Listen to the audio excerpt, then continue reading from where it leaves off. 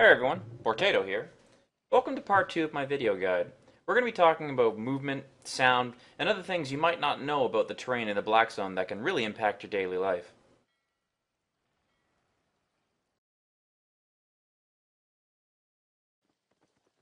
Now that we've finally done all of the important preparation information, it's time to start discussing what it's like in the Black Zone. That's going to be a little different than the Red Zone, and it has a lot to do with the density of people around. And the first thing that's really important to note is sound is very important when you're out here. Sounds like people being hit, abilities being popped, sprints being spent, all of those can be heard at a very large distance. And it's particularly important because there's a little tiny tidbit that some people don't know about, is the little tiny animals that exist out in the Black Zone, even though they're Tier 1. Um, they are actually, they make a ton of noise when you kill them. So it's important that people use right click to move when they're out here, so that when they're actually moving, they don't accidentally engage attack. Now, right click is for the classic settings specifically. If you're using the RTS mode, I believe it's the other way around. Left click is move only. So yeah, it's important to keep your sound up, your background music off if you don't want to get killed, and also make sure you move with that right click. Now, before I go back out there, I need to start talking about the concept of movement paths. Now, depending on the zone you're in, roads can see more or less travel. The two zones that have a lot of side mobs that are kind of spread out, the forest and the swamp, you'll find that there's a lot more activity on the road because there's less mobs to avoid running into. So, in this particular zone, because we're looking at a highland zone right now, there's not a lot of overly threatening mobs, and people are going to tend to go straight. So that means that the two main paths people are going to take to get from this portal to anywhere are basically going to be straight west and straight east. Now, gankers who are looking to get you are also going to know this, and probably they're going to know the areas better than you. So you're going to find these gate camps people are setting up in this particular zone will be on those direct lines of path. The longer ways around, you can probably get through a gate camp because they're not going to invest a lot of resources to checking side paths when the majority of people they manage to catch anyway won't be terribly skilled. They're basically looking for the weakest prey, and they don't want to try and spend resources on having a perfect gate camp. But it gets a little bit more complicated when you start looking at zones that start forking like this. So you can kind of see that there's the two territories. There's the road, which people don't need to follow because this area doesn't have a lot of mobs. But then the other two exits, and of course the green dungeon are there. Now, there's actually a main pathway you can take through the center of this zone if you look, just leading from the northwest, going along, going just a little bit more to the north, and there's a long straight shot all the way through. So effectively, because this zone doesn't have a lot of mobs, that becomes a highway that people will travel along, and if you'll notice, it's pretty tightly packed. So it's a good point for an ambush potentially.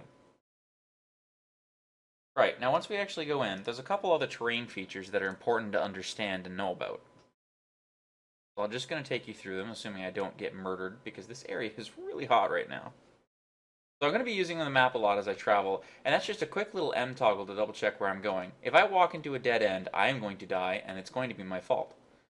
But one thing to note is, height makes things different. I can't see people coming from the left as easy as I can see them coming from the left when I'm at the same height as them. Now, nameplates being added helps a little bit, but you can still get blinded to exactly what's going on by the terrain features in some areas. And I am running the heck away from that Zerg. Okay, so the other thing to note, choke points. You'll see this area right here only has two exits.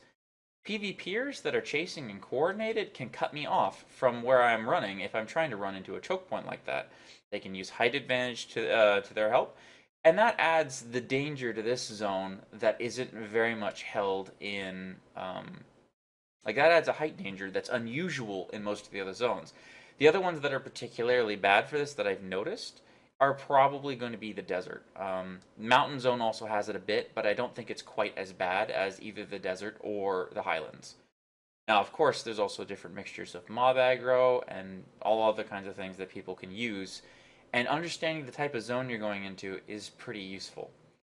Now, while I'm mentioning it, and since I'm just riding back to the portal, I think it's worth noting that speed of horse is important out here. If you come on a tier 3, it's very easy to get dismounted by a PvPer. If you come on a tier 3, it's easy to get dismounted by mobs because the mobs are going to get more than one hit on you. So when you're using a higher tier of horse, even though it costs more, it's also adding a lot of safety to you. Because that ability to outrun mobs and outrun players because of the higher base speed, more health so that you don't die instantly, all of that's very useful and probably worth your money up to a point. It has to be losable, like it has to be affordable to lose, but at the same time, you want to be the best thing that you can afford to lose, typically.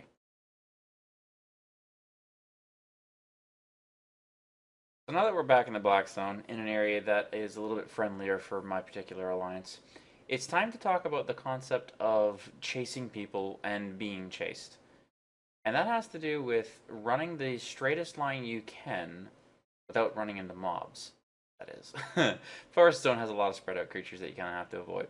But sometimes you'll see in chases where people will be trying to follow you and they'll be a little uncertain of your exact direction and they'll wave back and forth like this. If you just run straight, like I'm doing, and if you know the direction of your destination, you can actually gain a lot of ground, or potentially you can make up about one tier's worth of speed difference by going straight and being smooth, taking your diagonals where possible, and being certain of your path, compared to just kind of, wandering around, not going in like a hardcore straight line, because a lot of that side-to-side motion wastes your forward speed. Now, when you actually want to go fighting in the Black Zone, whether it be a mob camp or an animal, it's worth noting that you never want to leave your horse. Remember, when you get off your horse, it's very quick to remount if it's like that. But if you de-aggro your horse entirely and you just make it vanish, it takes quite a long time to remount, and that's time that PvPers can take advantage of. So when you want to go and fight mobs, even though it can be kind of a pain in the butt, out here it's very important that you do so from basically horseback. You wait and get your cooldowns up, do everything that you need to do, but all of it is done within the ring. And this can be done for chest mobs as well. You can use range attacks to pull them towards you and fight from your horseback if you don't want to deal with the whole group in general. Now, another thing that's worth noting, and this is mostly applies to gatherers, is when you're gathering something, where your mouse sits and where your horse sits is very important. Because if you look, I go up and I get behind this tree.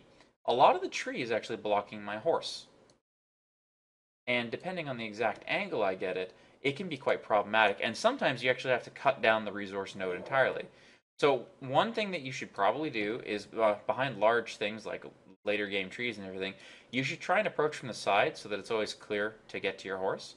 And the second thing is, when you're busy, say, cutting a rock like this, you should be hovering your mouse the entire time over your mount so that you can click a mount immediately.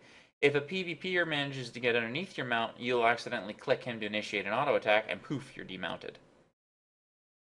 Alright, 2 down, 1 to go. In the next part, we're going to be talking about gear, weapons, and potions. And we'll do a little wrap up with miscellaneous tips.